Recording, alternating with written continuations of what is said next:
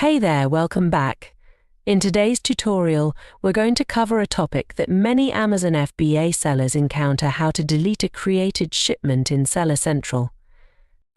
First things first, log in to your Amazon Seller Central account.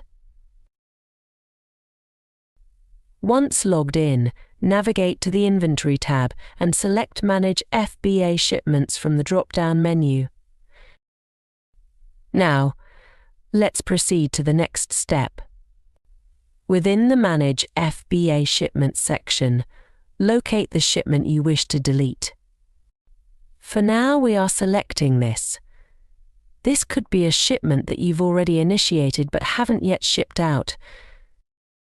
To open the shipment, simply click on the shipment name.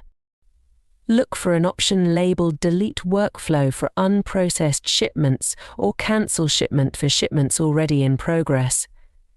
It's usually located at the bottom of the page. Once you're sure, click Delete to confirm. And that's it.